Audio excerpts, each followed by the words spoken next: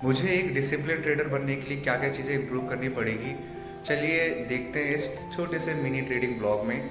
So good morning everyone, welcome back to my trading blog. तो सुबह के हो रहे हैं अभी 11, मुझे उठना था 9 बजे के आसपास। मैं बिल्कुल उठ नहीं पाया क्योंकि मैं हो गया हूँ आलसी। ठीक है, और अभी उठने के बाद मैंने हल्की फुल्की एक्सरसाइज करी है, बॉडी को स्ट्रेच किया है और थोड़ा सा योगा भी किया ताकि मैं बॉडी को अच्छे सा रिलैक्स फील करूँ ट्रेड लेने से पहले। तो गाइस, मैं इस छोटे से ट्रेडिंग मिनी ब्लॉग को क्यों कैप्चर कर रहा हूँ, क्योंकि मैं आपको ये दिखाना चाहता हूँ कि मेरा मॉर्निंग का रूटीन क्या है, मैं आपको कैसे कैसे ट्रेड प्लान कर रहा हूँ और कैसे कैसे एग्जिट कर रहा हूँ। उस ट्रेड के पीछे सारी साइकोलॉजी को मैं एक्सप्लेन करूँगा, ठीक है, इस वीडियो में। तो वीडियो को एंड तक देखना और हो सके तो लाइक एंड सब्सक्राइब करना मत भूलना गाइस, ठीक है। बाकी चलो मिलते हैं अब सीधे गोल्ड के चार्ट की एनालिसिस में। चलो मैं आपको बालकनी की तरफ लेके चलता हूँ, ठीक है। बालकनी में कितनी अच्छी धूप आ रही है यहाँ पे, और थोड़ा ना धूप के सामने खड़ा होने में ना अलग ही मज़ा होता है सुबह उठने के बाद। तो यहाँ का व्यू देखो, सामने इतनी अच्छी धूप आ रही है, मैं दिखाता हूँ आपको। तो गाइस, ये है यहाँ पे सामने का व्यू, क्योंकि मैं सुबह उठने के बाद ना हमेशा यहाँ पे आता हूँ और इधर जब धूप आ रही होती है ना तो यहाँ पे धूप में बैठ के 2 या 3 मिनट अपनी बॉडी को अच्छे से रिलैक्स करता हूँ। और कभी कभी जब मेरा ट्रेड जो होता है ना, जब चलता नहीं है, जिसमें मेरे स्टॉप लॉस हिट हो जाते हैं, तो मैं यहाँ पे आके हल्का सा बॉडी को स्ट्रेच करने के बाद मैं अपना जर्नल लिखता हूँ यहाँ पे, ठीक है, कि मैंने क्या क्या मिस्टेक करी है ट्रेड में। तो देखो, आज धूप भी काफ़ी अच्छी आ रही थी, तो मैं देखता हूँ ट्रेड प्लान करने के बाद क्या फील होता है। तो मैं आ गया हूँ गोल्ड की चार्ट के एनालिसिस करने के लिए। फिर एनालिसिस करने के बाद मैं गोल्ड में ट्रेड लूँगा। तो गाइस, मैं सबसे पहले आप लोगों को ये बताना चाहता हूँ, जब मैंने कल गोल्ड में ट्रेड किया था तो मेरा जो स्टॉप लॉस ट्रेल गया था, उसमें मेरा स्टॉप लॉस ट्रेल हिट हो गया था।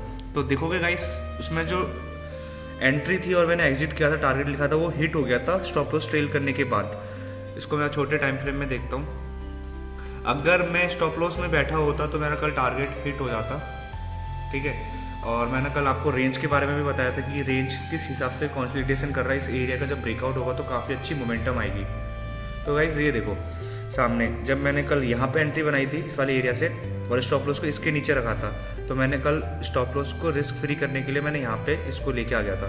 देन मार्केट यहाँ पे दोबारा रिटेस्ट आया, प्राइस ऊपर गया, तो मैं इस वाले एरिया पे निकल गया था। लेकिन फाइनली जब इस वाले एरिया पर निकलने के बाद मेरे साथ हमेशा ऐसे ही होता है, टारगेट ना हिट हो जाता है जैसे ही मैं एग्जिट कर देता हूँ स्टॉप लॉस को ट्रेल जो किया होता है मैंने। तो यहाँ पे मैं ब्रेक इवन में निकल जाता हूँ कल। तो फिर उसके बाद देखो टारगेट कहाँ तक गया। और आज जो हम ट्रेड करेंगे ना, मैं इसको 1 आवर के टाइम फ्रेम में स्विच करता हूँ। 1 आवर के टाइम फ्रेम में बहुत अच्छा यहाँ पे चार्ट दिखेगा, देखो 1 आवर के टाइम फ्रेम में आया मैं।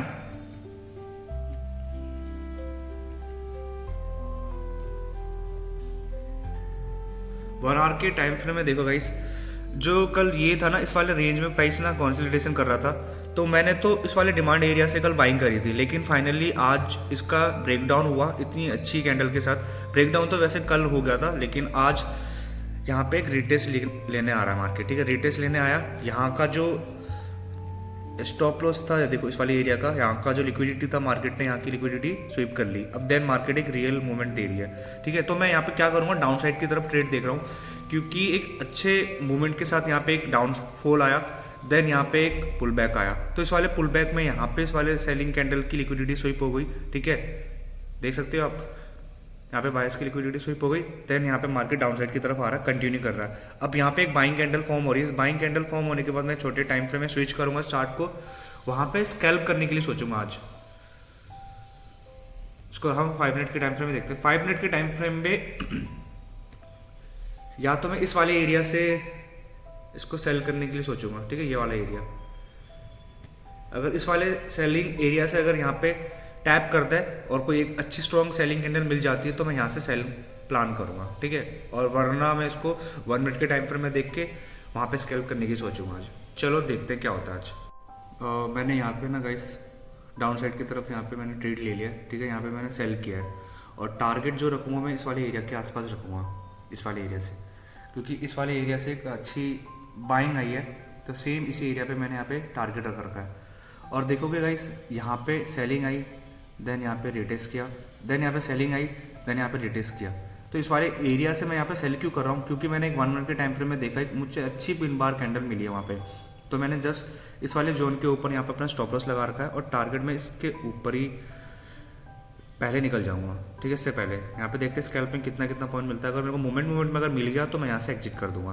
बाकी रिस्क और रिवॉर्ड को फॉलो किया, काफ़ी छोटा रिस्क है और रिवॉर्ड काफ़ी अच्छा है।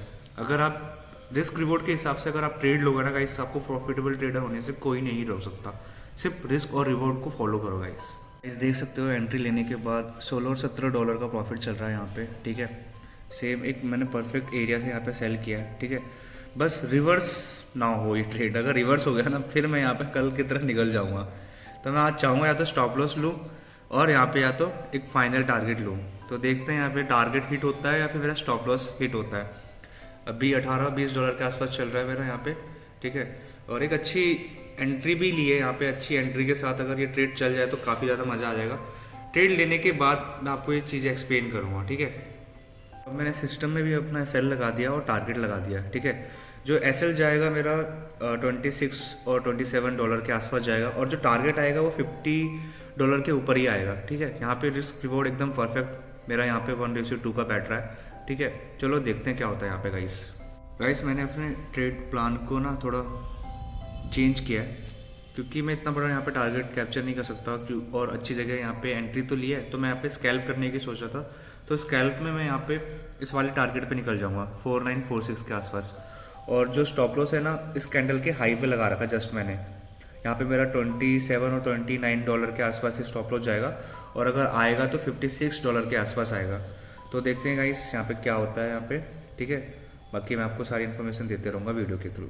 यहाँ पे एक डाउन साइड से मैंने एक ट्रेंड लाइन भी यहाँ पे ड्रॉ करी है, ठीक है। यहाँ से देखो ट्रेंड लाइन आ रही है, इस वाली ट्रेंड लाइन से टच किया बाइंग आई, दोबारा टच करा प्राइस ने, दोबारा बाइंग आई। अब प्राइस दोबारा यहाँ पे बाइंग तो आ रही है लेकिन अगर ये सेलिंग कैंडल जो फॉर्म हो रही है अगर ये नीचे क्लोज नहीं करती ना फिर दोबारा सेम इसी सिनेरियो पे बाइंग करेंगे लोग। तो मुझे यहाँ पे इस वाले कैंडल का ब्रेकडाउन चाहिए, तब भी 1 वे में यहाँ पे मेरा टारगेट हिट होगा। और अभी जो प्रॉफिट चल रहा है गाइस 22 डॉलर के आसपास चल रहा है, ठीक है। मुझे कुछ पॉइंट ही चाहिए, ये टारगेट अगर हिट हो जाता तो मेरा यहाँ पे स्कैल्पिंग डन हो जाएगा। मुझे आज यहाँ पे स्कैल्पिंग करनी है क्योंकि मोमेंटम जो है ना प्राइस की वो ऑलरेडी निकल चुकी है मार्केट में। तो मैं यहाँ पे स्कैल्पिंग ही करूँगा, छोटे छोटे टारगेट लेके यहाँ पे कुछ पॉइंट कैप्चर करके प्रॉफिट बुक करके निकल जाऊँगा गाइस। तो 30 डॉलर के आसपास यहाँ पे प्रॉफिट आ गया, ठीक है। थोड़ी सी मोमेंटम और चाहिए मेरे को, थोड़ी सी मोमेंटम में मैं निकल जाऊँगा गाइस। प्लीज़ मार्केट दे दो।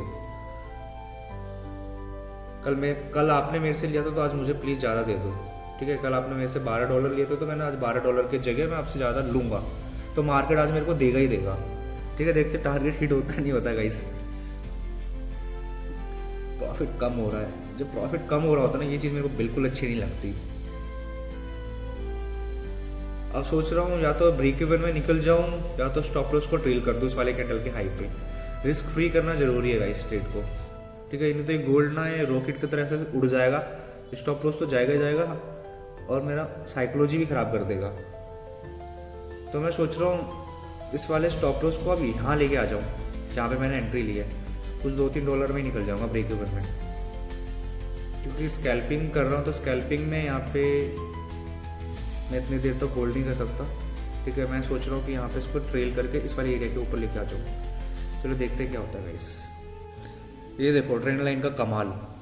जो स्कैल्पर होते हैं वो टेक्निकल टूल को यूज़ करने के बाद ना वो यहाँ से बाइंग करते हैं, सेलिंग करते हैं। देखो यहाँ से बाइंग आई, ब्रेकडाउन हुआ, ब्रेकडाउन फेलियर होने के बाद सीधे देखो कितनी पिप्स की मोमेंटम देती। अब ये कैंडल जब अगर ये फॉलोअप लेने आ रहा है तो अगर ये कैंडल अगर नीचे क्लोज नहीं करेगी तो फिर दोबारा यहाँ पे बाइंग आएगी। अगर ये नीचे क्लोज कर देती है इस ट्रेंड लाइन के नीचे तो मेरा ईजिली यहाँ पे टारगेट हिट हो जाएगा। चलिए देखते हैं क्या मोमेंटम रहती है इस कैंडल में। अब नेक्स्ट कैंडल का वेट कर रहे हैं गाइस। देख सकते हो आप इस टेक्निकल टूल ने यहाँ पे कितना बड़ा कमाल कर दिया, ठीक है। इसको हम ट्रेंड लाइन बोलते हैं एक ट्रेडिंग टेक्निकल लैंग्वेज में। इस ट्रेंड लाइन ने यहाँ पे कितनी अच्छी यहाँ पे ब्रेकआउट फेलियर देने के बाद दोबारा यहाँ पे बाइंग करी। जो ट्रेडर्स सिर्फ टेक्निकल टूल्स के हिसाब से ट्रेड करते हैं वो यहाँ पे देखो कितने एक अच्छे प्रॉफिटेबल ट्रेडर बन जाएंगे। तो यहाँ पे मेरा जो ट्रेड था यहाँ पे इतना टारगेट देने के बाद यहाँ पे पूरा रिवर्सल हो गया। सेम मेरे स्टॉप लॉस के आसपास ही प्राइस घूम रहा है। तो मैं अब यहाँ पे स्टॉप लॉस को ही लेके निकलूंगा। मैं 20 में तो निकल ही नहीं सकता था क्योंकि मैं अपनी साइकोलॉजी को इम्प्रूव करना चाहता हूँ। या तो मैं टारगेट लेूंगा या तो स्टॉप लॉस लूँगा। तो अब स्टॉप लॉस हिट होने में इस कैंडल को भी कोई नहीं रोक पाएगा, ये मेरा स्टॉप लॉस लेके जाएगा ही जाएगा। कुछ पॉइंट में ही यहाँ पे स्टॉप लॉस बच गया मेरा, ठीक है।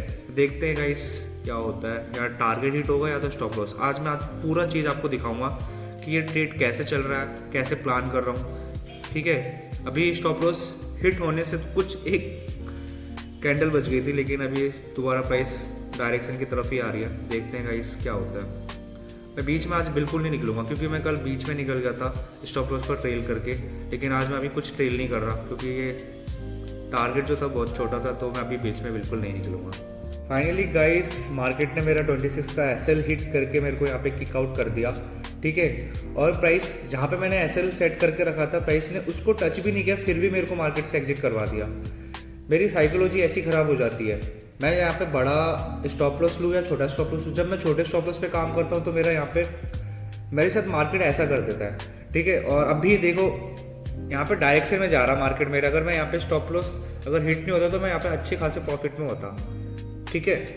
चलो कोई बात नहीं, बाकी मैं दोबारा आऊँगा, एक अच्छा ट्रेड लूँगा और एक अच्छा प्रॉफिट भी करूँगा। और हमेशा मैं अपनी साइकोलॉजी को इम्प्रूव करने की सोचूंगा, और रिस्क रिवॉर्ड को तो मैं कभी भूलूंगा ही नहीं। गाइस मैं आप लोगों को भी यही कहूँगा, चाहे आप बिगिनर ट्रेडर हो चाहे प्रो ट्रेडर हो, रिस्क मैनेजमेंट पे अच्छे से काम करो। अगर ये चीज़ें आपने अच्छे से बेटर कर लिया ना, तो आपको प्रॉफिटेबल ट्रेडर होने से कोई नहीं रोक सकता। बाकी चलो गाइस मिलते हैं नेक्स्ट ट्रेडिंग मिनी ब्लॉग में।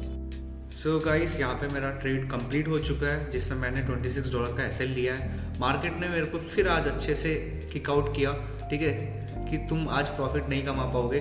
प्रॉफिट तो चल रहा था वो $26-27 के आसपास ही चल रहा था, लेकिन मेरा बिल्कुल मन नहीं किया कि मैं बीच में निकल जाऊँ। मैं एक अच्छा प्रॉफिटेबल अगर मुझे ट्रेडर बनना है तो मैं अपने बड़े बड़े टारगेट को ही कैप्चर करूँगा या तो एसएल लूँगा।